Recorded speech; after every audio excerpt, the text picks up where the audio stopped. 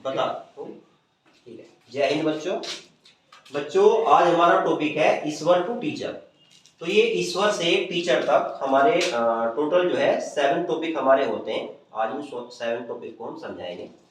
तो इसमें आप देखिए सबसे ऊपर हमारा फर्स्ट पोजीशन पे है ईश्वर, उसके नीचे है फिर देवता, उसके नीचे होता है थर्ड पे भगवान, फोर्थ पे अवतार, फिफ्थ पे गुरु और 6 पे है शिक्षक या फिर संस्कृत में इसको आचार्य बोलते हैं, और 7 नंबर पे हमारा इसमें टीचर। तो सीरियल वाइज अब इनको समझते हैं हम। तो देखिए सबसे ऊपर हमारा क्या है इसमें ईश्वर। तो 4 नाम इसके मेन ज्यादा फेमस है, ईश्वर, अल्लाह, गॉड और वाहिगुरु। तो ये हमारी जो है 2 पार्टीशन में डिवाइड हमारा हुआ करता है, एक द्वैत और एक अद्वैत होता है। जो हमारी वैदिक शिक्षा होती है वो 2 पार्ट में डिवाइड है, एक तो द्वैत और एक अद्वैत। तो ये जो हमारा टॉपिक है इस पर वो अद्वैत में आया करता है। तो कोई भी चीज हमारी जो ईश्वर में आती है वो यहाँ पे जो प्रकृति हमारी होती है हर जगह ही विद्यमान है, लेकिन कहीं भी ये ना तो दिखाई दे सकती है ना इसमें कोई दोष होता है, ये निर्गुण है और निराकार हमारा होता है। दूसरे नंबर पर फिर जो हमारा आता है देवता। तो देवता में आता है हमारा जो देने वाला होता है, जो केवल देता है और लेता कभी भी नहीं है, वो किस में आता है हमारा देवता में आता है। तो देवता में से हमारा सूर्य, चंद्रमा, आकाश, वायु, जल, पृथ्वी और अग्नि। जैसे सूर्य ही है तो सूर्य हमें कंटिन्यूअसली प्रकाश देता रहता है, लेकिन पृथ्वी पे से वो कभी भी लेता नहीं है। ऐसे ही चंद्रमा है हमारा, चंद्रमा भी हमें प्रकाश देता रहेगा केवल, लेकिन लेगा कभी नहीं। फिर आकाश तत्व है हमारा, वायु तत्व है, जल तत्व है, पृथ्वी और अग्नि। ये 5 तत्व है हमारे, इनसे जो है हमारे शरीर का निर्माण होता है 5 तत्वों से। यही कारण है कि हमारी बॉडी में 5 अंगुलियां हुआ करती हैं। जैसे हमारे राइट हैंड में इसमें भी 5 अंगुलियां हैं और जो लेफ्ट हैंड है इसमें भी 5 अंगुलियां हैं। ये 5 अंगुलियां इस चीज को दिखाती हैं कि हमारा जो शरीर है वो 5 तत्वों से मिलकर बना है। और 5 तत्व क्या है?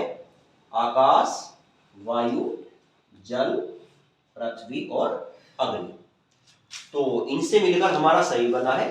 और सूर्य और चंद्रमा इनको आप सभी लोग जानते ही हो। तो ये सारे हमारे किस में आते हैं? देवता।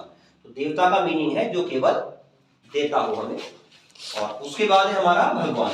तो भगवान में 3 पार्टीशन है हमारे, ब्रह्मा, विष्णु और महेश। ब्रह्मा बोला जाता है हमारे मस्तिष्क में जो विचार उत्पन्न होना है, यानी कि विचार जो उत्पन्न होता है हमारा, उसको बोलते हैं हम ब्रह्मा। फिर हम उस विचार पर जब कार्य करते हैं तो उसको बोला जाता है विष्णु। और जब हम किसी विचार पर उत्पन्न होने के बाद कार्य कर लेते हैं और फिर जब हम इसको ये देखते हैं कि हमारे फायदे का है या नुकसान का है, तो अगर वो हमारे फायदे का ना हो और हमें उसे नष्ट करना हो, तो विचार को जो नष्ट करना होता है उसे हम क्या बोलते हैं? महेश। तो ये ब्रह्मा, विष्णु, महेश तीनों के तीनों हमारे विचार से कनेक्टेड हैं। तो ब्रह्मा का मतलब विचार उत्पन्न होना, विष्णु का मतलब विचार पर कार्य करना, और महेश का मतलब है विचार को नष्ट कर देना। ये ईश्वर, देवता, भगवान जो है ये तीनों के तीनों जो है ये इंसान हमारे नहीं हो सकते हैं कोई भी। तो तीनों के तीनों जो है इंसान से ऊपर हमारे आते हैं, ये इंसान के अंदर हमारे नहीं आते हैं। अब फिर इनसे नीचे पोजीशन पे आते हैं। ये 4 पोजीशन जो है हमारी, अवतार, गुरु, शिक्षक और टीचर, ये चारों इंसान ही केवल हो सकते हैं। अब देखिए अवतार पे हम आते हैं। अवतार का मतलब होता है जो भगवान, देवता, ईश्वर इन तीनों को समझा दे। तो ऐसा जो इंसान होगा उसे हम क्या बोलेंगे? अवतार बोलेंगे।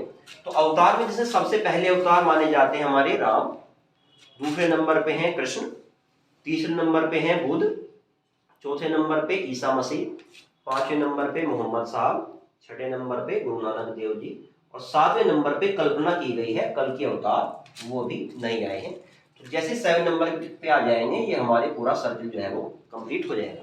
तो कुल मिला के जो अवतार है, देखिए ये इंसान ही हमारा हो सकता है। तो कुल मिला के अवतार उस इंसान को बोला जाएगा जो भगवान, देवता, ईश्वर इन तीनों को समझा दे।